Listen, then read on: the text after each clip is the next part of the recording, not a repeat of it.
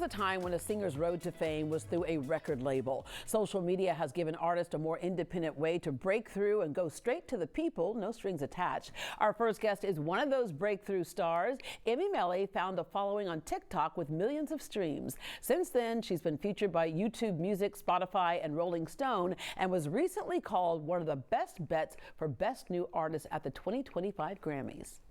I am woman, I am fearless, I am sexy, I'm divine. I've been looking, I've been searching just to find a way to get a minute.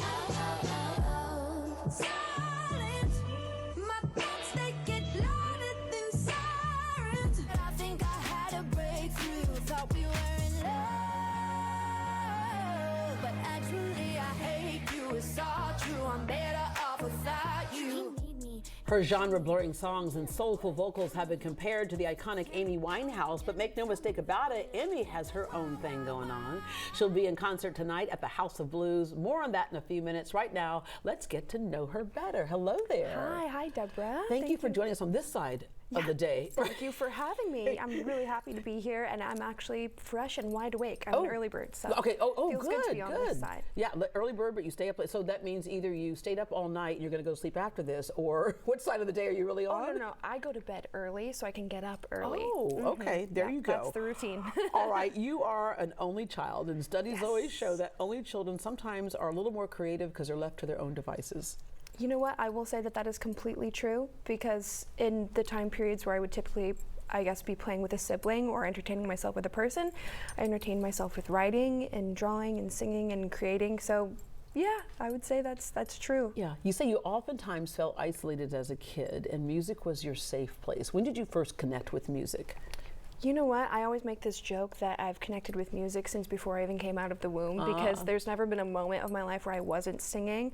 I think I'm really lucky to be one of those people that just came here with a plan and a purpose and a passion, and there's never been a moment of my life where I haven't loved music and haven't loved singing, and it's like breathing to me. Yeah. So I can't even picture what it's just a whole life, part of you. Yeah, it's not even a career me. for you, it's a part of you. It's just yeah. me. Yeah. Your grandmother was in a jazz band.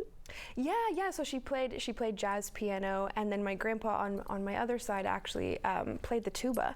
So okay. Well, somewhat. There's the musical gene was in there on both sides. Yes, yeah. Speaking of both sides and family, it's so interesting. I was just talking to a friend of mine yesterday who did her 23andMe, and she goes, "I just found out she's completely something different than she thought she was. You were raised Italian, and if somebody was to look at you, they'd say, okay, yeah, the olive green eyes, the olive skin, the dark wavy hair. But what did you find out about yourself?"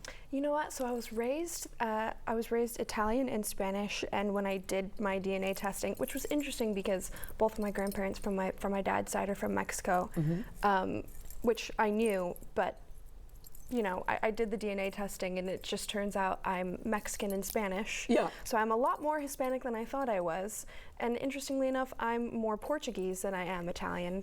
So it's interesting, yeah, because at one time when Italians came here, they were like, they hid that they were Italian. And exactly. And so it just turns out I'm not Italian. I'm Spanish and Mexican. So. And you embrace all of that. Yes. All right. The music that you grew up on kind of influences what we hear in you right now. Yes. I actually grew up on a lot of Motown and oldies. My dad was born in '52, so the music that he grew up on was a lot different than, you know, what people grew up on in the 80s or 90s. So he raised me with a lot of soulful old music and funk, and you know, the stuff that created the base that we have for pop music today. You know, so I grew up listening to the greats and wanting to be like them, and studying Minnie Riperton and stuff like that. So Minnie Riperton, love you is more than just a dream come true. You're talking my time now. I remember Minnie. Like, it wasn't like old school; it was the school at the time for me. Yes, I'm a Minnie fan. I'm a Dinah Washington fan. Barbara Lewis, the Supremes. Yeah. The greats. Yeah, and then of course more recently, Amy Winehouse.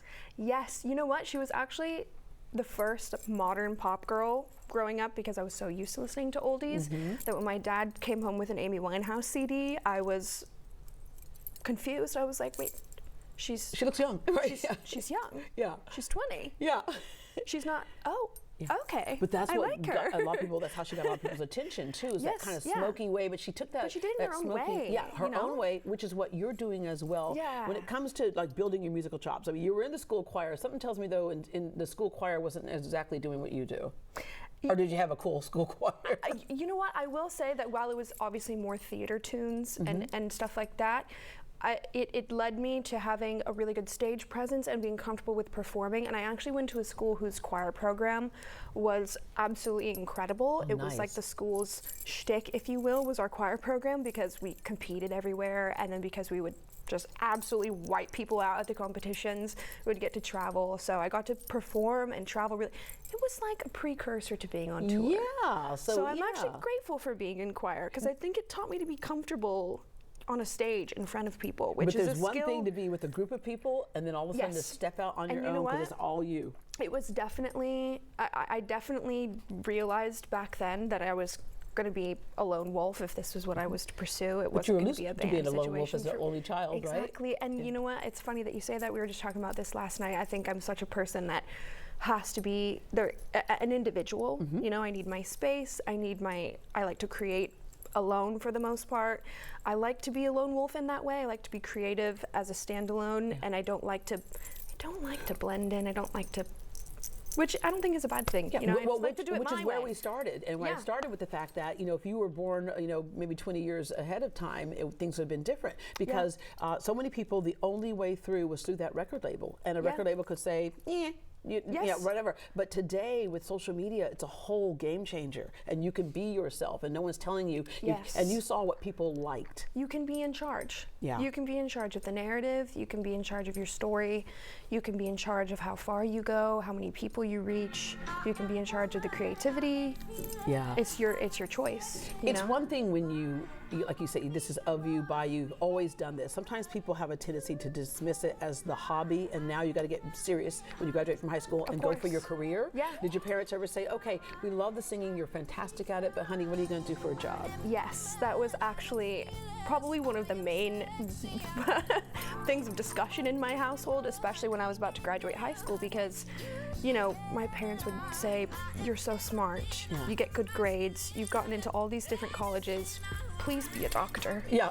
Like We need a doctor in the they family, come worked in on. the arts. Yeah. My dad was in package design, my mom was in graphic design, and they just wanted me to pursue something that was going to be stable. And of course, I was like, I don't know why you would think that Yeah. I was going to pursue something stable. Come on now. You Why would have you time to think do that? that later, but then when you went viral on TikTok and then you see millions of streams, that's your big God wink, your nod that this is going to be okay. Yes, and you know what? I will say, people ask me a lot how that felt, and while it was, of course, really surreal, I think there was a big chunk of me that was just relieved. Yeah. I was just relieved that all the hard work and the lifetime worth of, being a musician and a singer and a performer, it was going to be okay somehow. Yeah. Because if Well, I and could the thing is utilize that you can this- always do it. You can Yes. always do it. Even if you Yes. decide to be a doctor, you can do surgery by day and you can sing by night. But your debut EP, Hello Stranger, your first single, Breakthrough, your new single, Silence. So you keep going and going. And you will be at, you're opening at the House of Blues. And so I love what you sound like. I love what you do. I love how you're doing it. you. And I'm going to end with I love your nails. I don't know. Can we get a close up of these nails right here? I don't know if we get, yeah, okay. We get the camera down. Look at, these are your performance nails. My nail tech kills it every time. Her name is Leslie. Did them. She does a lot of actually Hispanic incorporated art on nails, which is honestly absolutely beautiful and incredible to see someone like represent their culture that way. So she is always my go-to, and they're kind of like an Easter egg to the cover art. You know? They They blend there, in okay, there you perfectly. go. See, Yeah. so you're coordinated because you got to coordinate. Details. It's all the details. Emmy, thank you so much for joining us this Thank you for morning, and can't having wait me. to see you in concert. Emmy Meli will be in concert tonight at the House of Blues. Doors open at 7 p.m. Tickets are still available for this incredible concert, along with Alexander Stewart. For a link to buy tickets and to pre-order Emmy's debut EP, Hello Stranger, visit greatdayhouston.com, and we will connect you.